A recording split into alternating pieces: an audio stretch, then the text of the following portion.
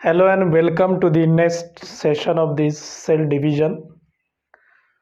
या टॉपिकमध्ये लास्ट लेक्चरला आपण मिओसिसमधली meiosis first जी complex phase असते त्याच्यामध्ये कॅरिओकायनेसिस फर्स्ट आणि सायटोकायनेसिस फर्स्ट हा पार्ट आपण अभ्यासलेला होता. त्या कॅरिओकायनेसिस फर्स्टमध्ये जी प्रोफेज 1 असते, प्रोफेज फर्स्ट, त्या प्रोफेज 1 मध्ये आपण जनरली 5 डिफरंट फेजेस अभ्यासलेल्या होत्या. लेप्टो झायगोटीन, पॅचेटिन, डिप्लोटीन आणि डायकायनेसिस, की ज्या ठिकाणी क्रॉसिंग ओव्हर होतं, कॉम्प्लेक्स स्टेप आहे, व्हेरिएशन्स तयार होतात. ओके.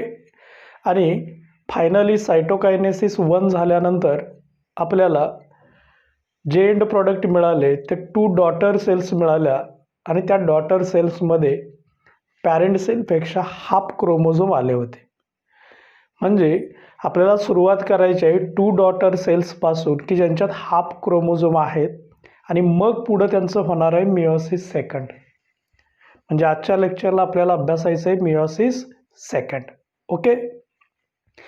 आता हे मिओसिस सेकंड असतं, याच्यामध्ये सुद्धा पहिल्यांदा न्यूक्लियसची डिव्हिजन होते, म्हणजे कॅरिओकायनेसिस होतं, सेकंड म्हणायचं, आणि मग त्याच्यानंतर आपल्याला सायटोकायनेसिस सेकंड होणार आहे आणि फायनली 4 हॅप्लॉइड सेल्स तयार होतील. हा त्याचा एंड प्रोडक्ट असेल. So meiosis second having कॅरिओकायनेसिस second. पहिल्यांदा कॅरिओकायनेसिस सेकंड होईल.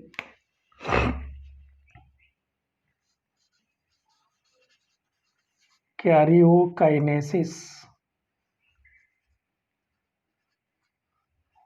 सेकंड म्हणजे division of nucleus at second time, याला म्हणायचं कॅरिओकायनेसिस second.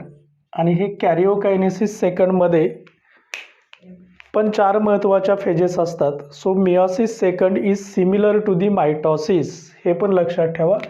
Is meiosis second is similar to the mitosis. म्हणजे इथं क्रोमोझोम नंबर आहे तो बदलणार नाही आहे, क्रोमोझोम नंबर सेमच राहणार आहे. म्हणजे मायटॉसिस सारखी डिव्हिजन आहे. याचा अर्थ हे सोपं आहे. मायटॉसिस आपण डिटेल अभ्यासलेलं आहे आणि जसं मायटॉसिस होतं अशाच पद्धतीनं मिओसिस सेकंड होत असतं.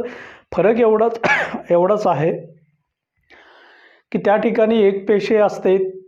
आता इथं आपण 2 पेशी घेणार आहे, कारण मिओसिस फर्स्टमध्ये आपल्याला 2 डॉटर सेल्स मिळालेले आहेत. तिथून पुढं आपल्याला जायचं आहे. मग ती प्रोफेज सेकंड असेल, मेटाफेज सेकंड, ॲनाफेज सेकंड आणि टीलोफेज सेकंड असू शकते.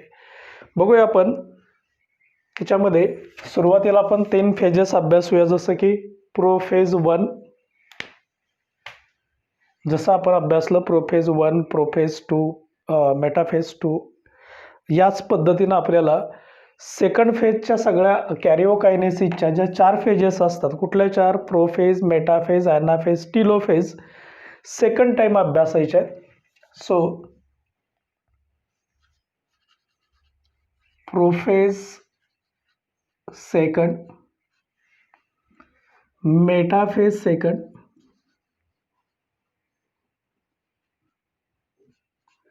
ॲनाफेज सेकंड,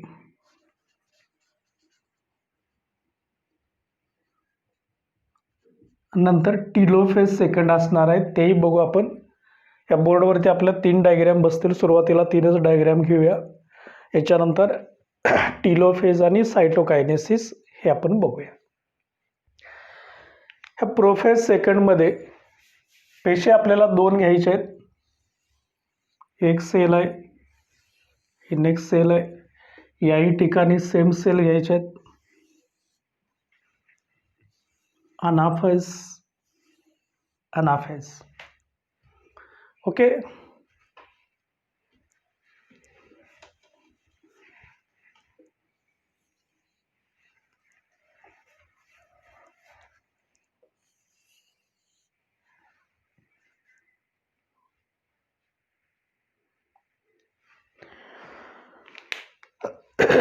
प्रोफेज सेकंडमध्ये हे जे न्यूक्लिअर मेम्ब्रेन असतं ते डिसॅपियर व्हायला सुरुवात झालेली असते. इथंही डिसॅपियर व्हायला सुरुवात झालेली असते. न्यूक्लिओलस असतं, डिसॅपियर व्हायला सुरुवात होते. न्यूक्लिओलस, न्यूक्लिओलसचा पार्ट आहे. हेही न्यूक्लिओलस आहे, डिसॅपियर व्हायला सुरुवात होते. म्हणजे हे न्यूक्लिअर मेम्ब्रेन आहे, हे प्लाझ्मा मेम्ब्रेन आहे. प्लाझ्मा मेम्ब्रेन हे न्यूक्लिअर मेम्ब्रेन आहे.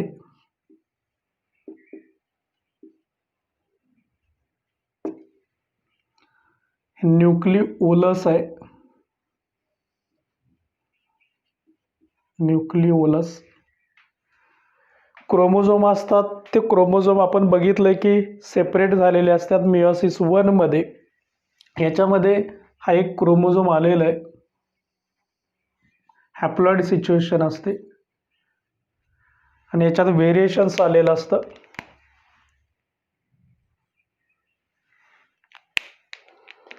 या ठिकाणी एक क्रोमोझोम आलेला आहे.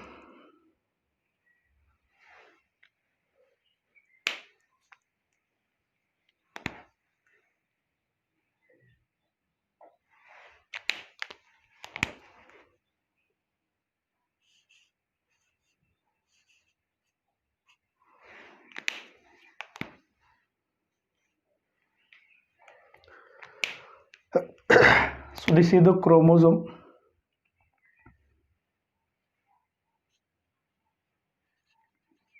क्रोमोझोम. सेंट्रिओल्स असतात, हे सेंट्रिओल्स एकमेकापासून दूर जायला सुरुवात झालेली असते.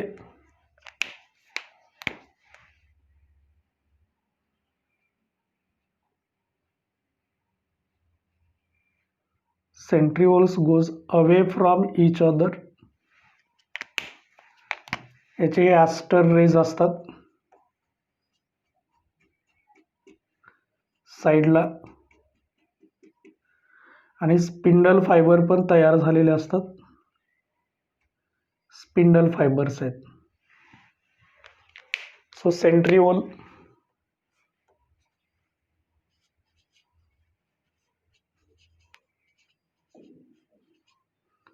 प्रत्येक फिगरमध्ये नावं देण्याची काही गरज नाही. एक फिगरमध्ये तुम्हाला समजण्यासाठी ही प्रोफेज सेकंड आहे, ही प्रोफेज सेकंडच आहे.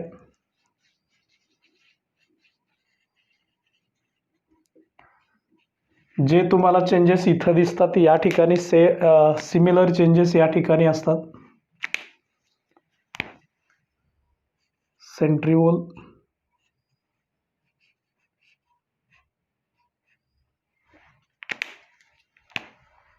Aster rays. Spindle fibres. Okay. So changes, nuclear membranes start disappearing, nucleolus disappearing, chromosome becomes thick chromosome झालेला आहे. Centrioles goes away from each other. So exactly similar to the prophase of this mitosis. Prophase of mitosis. So this is the prophase second. In metaphase second काय changes होतात, जसं मायटॉसिसमध्ये झालं similar changes आहेत. हे सगळे nuclear membrane डिसॅपियर होतं. Nuclear membrane डिसॅपियर होणार, म्हणजे या ठिकाणचं न्यूक्लिओलस आणि न्यूक्लिअर मेम्ब्रेन कंप्लीट डिसॅपियर. हे दोन सेंट्रिओल आहेत. एक सेंट्रिओल या टोकाला जाणार, दुसरा सेंट्रिओल या टोकाला, कारण एकमेकापासून रिपल्स होतात. पहिल्यांदा आपण सेंट्रिओल दाखवूया.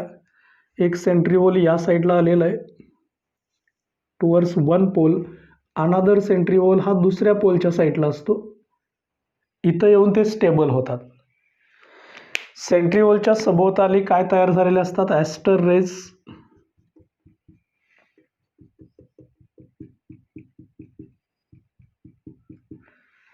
ओके. अजून काय तयार होत असतात, spindle fibres. Pole to pole हे स्पिंडल फायबर्स असतात.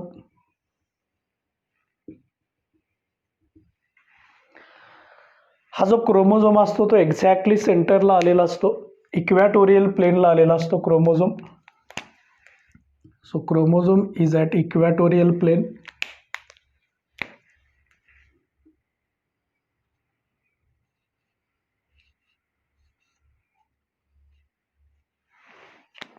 हा इक्वेटोरियल प्लेनला आलेला आहे.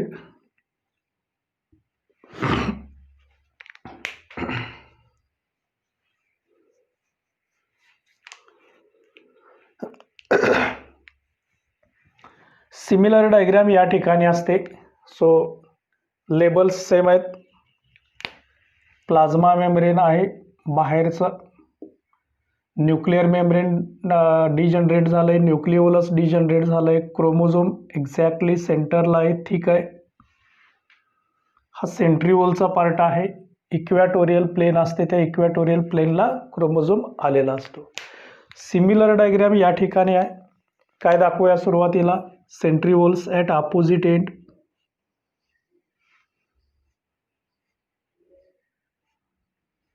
ओके, सेंट्रिओल काय तयार करतायत? Spindle fibres. आणि हे स्पिंडल फायबर्स आहेत, ॲस्टर रेज पण असतात.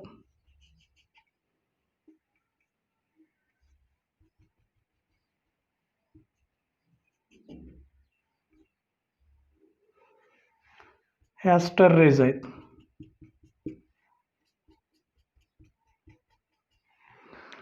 क्रोमोझोम एक्झॅक्टली सेंटरला असतो.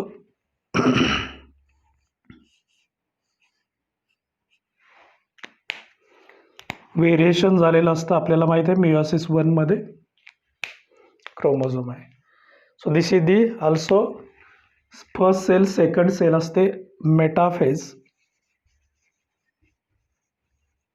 Second, exactly similar to the mitosis. So nuclear membrane disappear, nucleolus completely disappear. Okay, chromosome is at equatorial plane and becomes thick. chromatids तयार दिसतात आपल्याला complete. Centrioles at opposite pole आणि formation of spindle fibres हे या मेटाफेजचं वैशिष्ट्य आहे. Okay, similar explanation आहे मायटोसिस सारखं. आता ही जी मेटाफेज बघितली, ह्या मेटाफेज नंतर आपल्याला बघायचे ते ॲनाफेज. ॲनाफेजमध्ये काय होतं? हा जो आहे हा क्रोमोझोम टू सेंट्रिओल हा थिक फिलामेंट असतो. याला आपण क्रोमोसोमल फायबर म्हणत असतो. काय म्हणत असतो? Chromosomal fibre.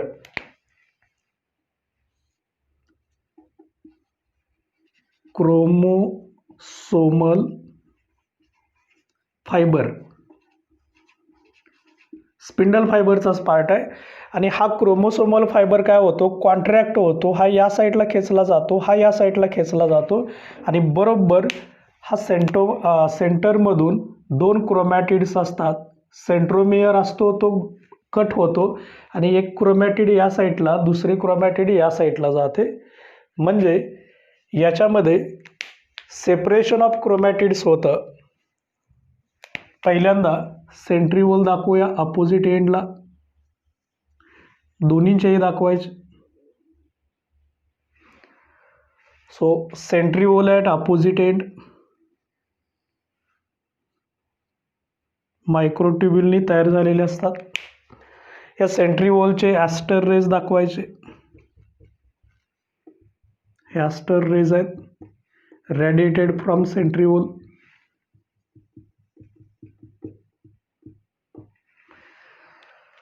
आता स्पिंडल फायबर्स आहेतच, या ठिकाणी स्पिंडल फायबर पण असतातच.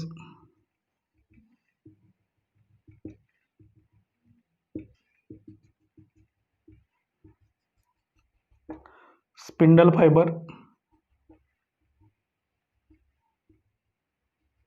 ओके, क्रोमोसोमल फायबर असतो. हा जो क्रोमोसोमल फायबर आहे हा कॉन्ट्रॅक्ट होतो, म्हणजे याची लांबी कमी होते.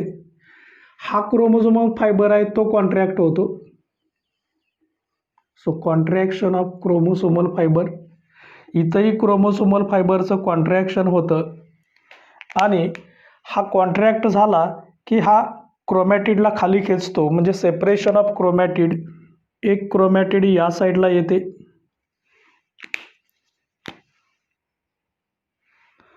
दुसरी क्रोमॅटिड आहे ती या साईडला जाते.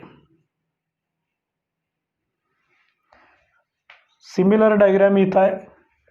So chromatid get separated, centromere get separated,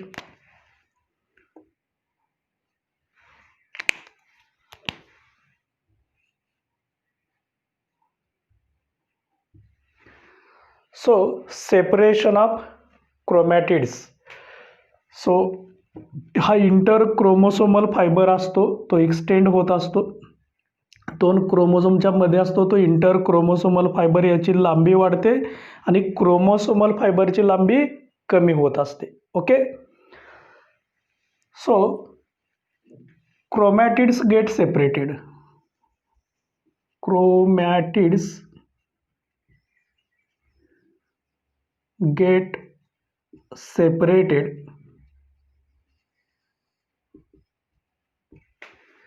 and get repulses towards opposite pole, goes to the opposite pole and towards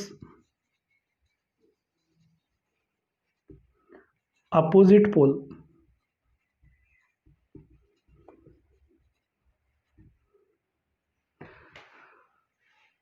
So this is anaphase second. Okay. बघा आपण मेयोसिस फर्स्टमध्ये कॅरिओकायनेसिस जसं बघितलं होतं तसंच मेयोसिस सेकंडमध्ये आहे, पण हे मायटोसिस सारखं आहे. कॅरिओकायनेसिस सेकंड झालं, त्याच्यात prophase second, metaphase second, anaphase second आणि टिलोफेज सेकंड हे आपल्याला बघायचं आहे. बोर्डवरती आपल्याला स्पेस नाही आहे त्यामुळं आपण इथं 3च डायग्राम दाखवलेले आहेत. 2 पेशी घ्यायच्या, prophase second, metaphase second, anaphase second, similar to the mitosis. आणि मग ह्या ॲनाफेजपासून टिलोफेज सेकंड होणार आणि मग सायटोकायनेसिस होणार. ओके. इथंपर्यंत काही शंका आहे? ही डायग्राम काढून घ्या. अगदी सिमिलर डायग्राम आहे, मायटोसिस सारखीच डायग्राम आहे. कॅरिओकायनेसिस मधले आपण prophase second, metaphase second, anaphase second, आता टिलोफेज सेकंड बघायचं आहे. टिलोफेज सेकंड 2 पेशी असतात माहीत आहे आपल्याला. ह्या टिलोफेज सेकंडमध्ये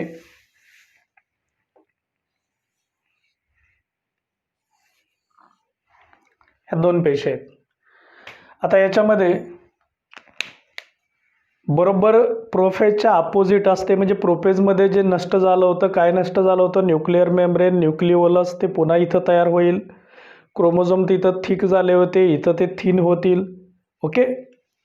सो न्यूक्लिअर मेम्ब्रेन रिॲपियर, केंद्रकाचं आवरण पुन्हा तयार होतं. असं पण एका पेशीमध्ये दाखवणार आहे. पोल्स टुवर्ड्स पोल्स, एका पोलच्या साईडला तयार होतं. म्हणजे या ठिकाणी केंद्रकाचं आवरण तयार झालेलं आहे. इकडे एक न्यूक्लिअर मेम्ब्रेन तयार होतं. तसंच या पेशीमध्ये, कारण 2 पेशी असणार आहेत,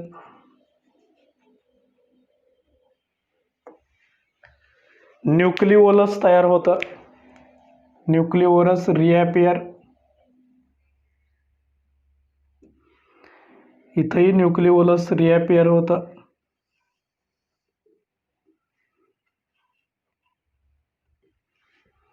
ओके. सेंट्रिओल एका साईडला असतात.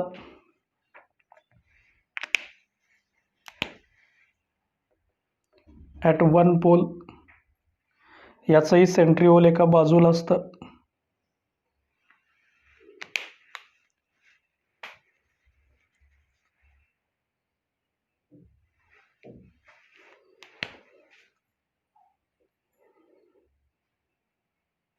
Centriole.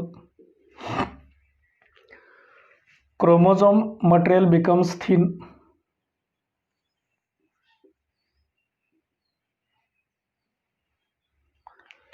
So formation of daughter cells होतात. डॉटर सेल्स तयार झालेल्या आहेत, याला म्हणायचं telophase second. Telophase second. Okay. So this is the nuclear membrane,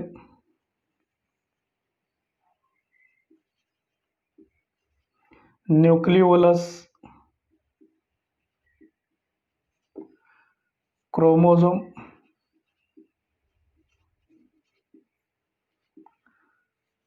daughter nuclei,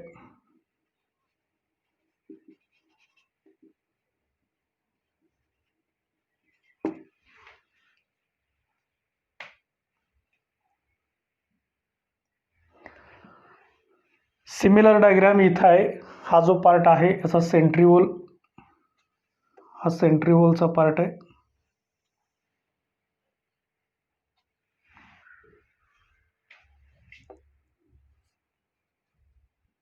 centriole.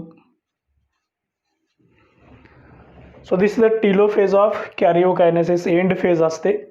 आता याच्यानंतर सायटोकायनेसिसचा पार्ट आहे. सायटोकायनेसिस, कायनेसिस या शब्दाचा अर्थ आहे डिव्हिजन.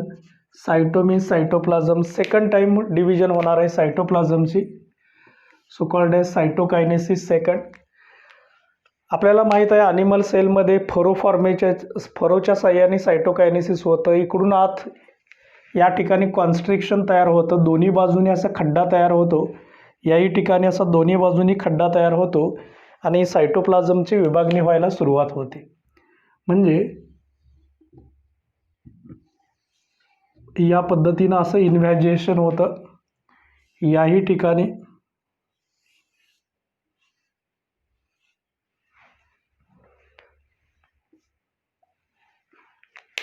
कॉन्स्ट्रिक्शन होतं, याला फरो फॉर्मेशन म्हटलं जातं.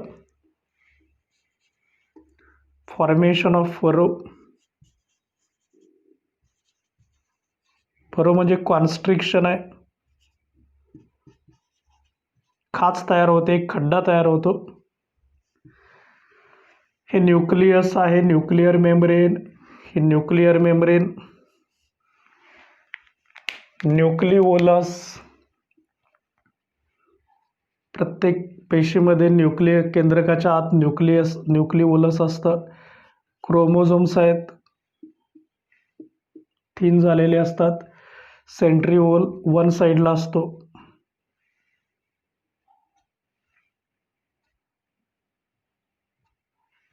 सेंट्रिओल. ओके.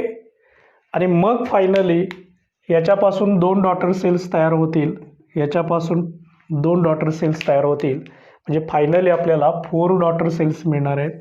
एक, या दोन, आणि याच्यापासून या दोन, अशा आपल्याला 4 डॉटर सेल्स मिळणार आहेत.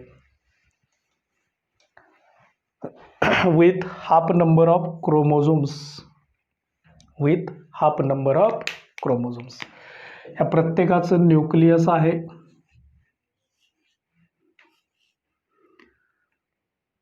न्यूक्लियर मटेरियल आहे, म्हणजेच न्यूक्लिओलस.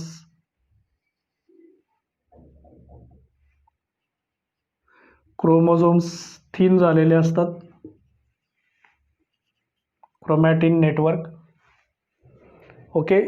आणि प्रत्येकाचं एक एक सेंट्रिओल पण असतं न्यूक्लियसच्या जवळ.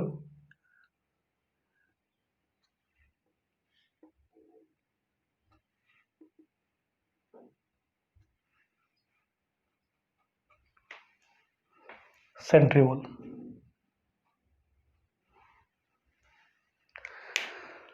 So these are the daughter cells produced after the 4 daughter cells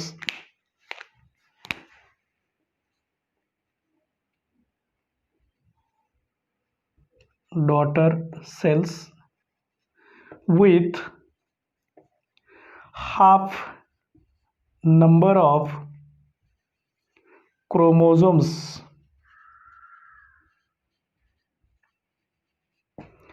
haploid असतात, हाफ नंबर ऑफ क्रोमोझोम्स म्हणजे हॅप्लॉइड.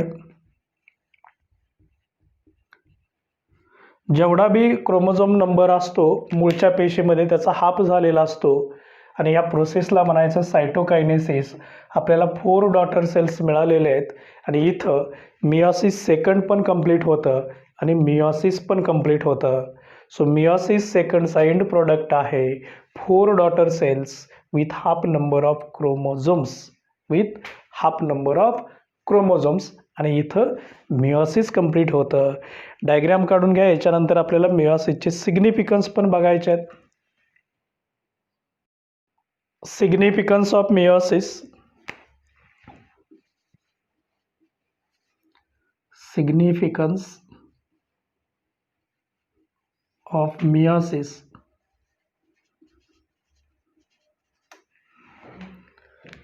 मियोसिसचं आपल्याला सिग्निफिकन्स, जसं आपण मायटॉसिसचं सिग्निफिकन्स बघितलं तसं आपल्याला मियोसिसचं सिग्निफिकन्स बघायचं आहे. ह्या मियोसिसच्या सिग्निफिकन्समध्ये पहिलं महत्त्वाचं फंक्शन आहे, आत्ताच आपण बघितलं की एंड प्रोडक्ट हा हॅप्लॉइड सेल्स असतात. So produce haploid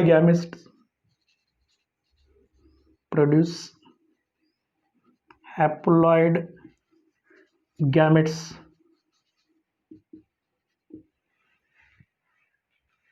Help in sexual reproduction. Helps in sexual reproduction.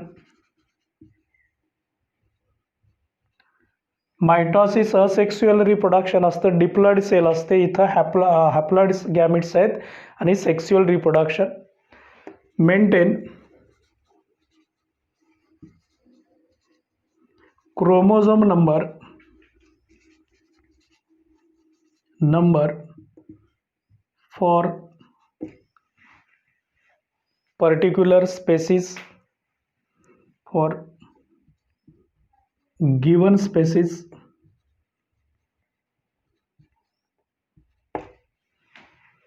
Okay, आपल्याला माहित आहे की मियोसिसमध्ये व्हेरिएशन्स होतात कारण रिकॉम्बिनेशन होतं. So shows genetic recombination,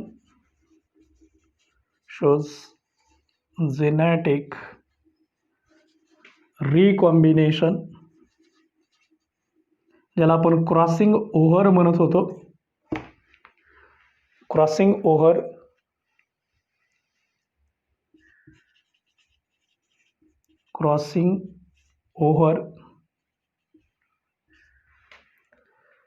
Then produce variations.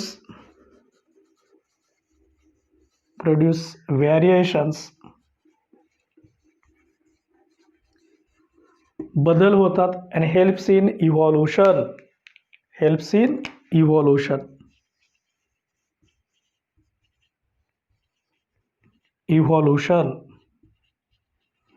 Series of changes असतात, म्हणजे एका जातीपासून नवीन स्पेसिस अनेक वर्षानंतर पुढच्या अनेक जनरेशन नंतर तयार होते. So these are the various significance. Haploid gametes तयार झालेत. सेक्स्युअल रिप्रोडक्शनसाठी महत्त्वाचा पार्ट आहे. क्रोमोझोम नंबर असतो तो पर्टिक्युलर स्पेसिसचा मेंटेन केला जातो. जेनेटिक रिकॉम्बिनेशन सगळ्यात महत्त्वाचं आहे जे मियोसिसमध्ये होतं. Produce variations and helps in evolution are the various significance importance of the meiosis. Okay, significance कळालेले आहेत मियोसिसचे. आता आपल्याला मायटॉसिस आणि मियोसिस मधले डिफरन्सेस पण बघायचे आहेत. Mitosis, meiosis.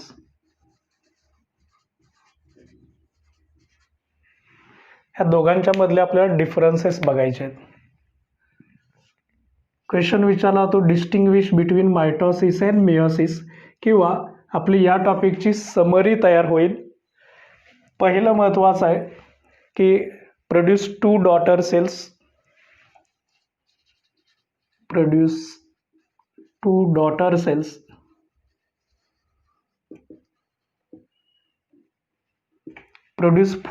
cells. 4 daughter cells. Okay. Chromosome number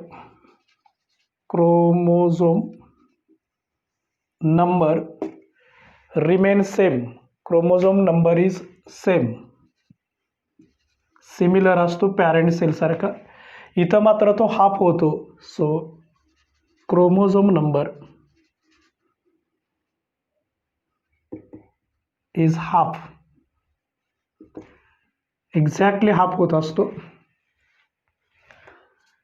number same राहतो म्हणून याला म्हणायचं equational division, called as equational division. इथं कमी होतो, हाफ होतो, याला म्हणायचं reductional division. Okay. No crossing over, इथं क्रॉसिंग ओव्हर होत नाही, shows crossing over. Crossing over, right. Okay. आता जर क्रॉसिंग ओव्हर नाही तर व्हेरिएशन नाही, नो व्हेरिएशन्स. इथं मात्र व्हेरिएशन्स होतात, shows variations because of crossing over. Okay, so this is mostly occurs in somatic cell. Somatic cell म्हणजे body cell, occurs in germ cell,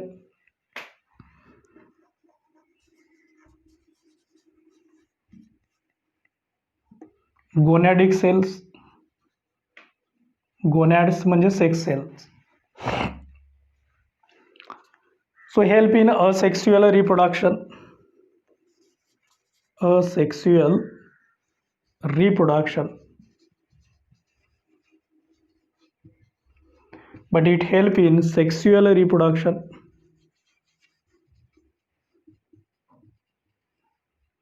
characteristics आहेत, त्या दोघांच्या कॅरेक्टरिस्टिक्स तुम्ही अभ्यासल्या तरी तुम्हाला डिफरन्सेस कळतात.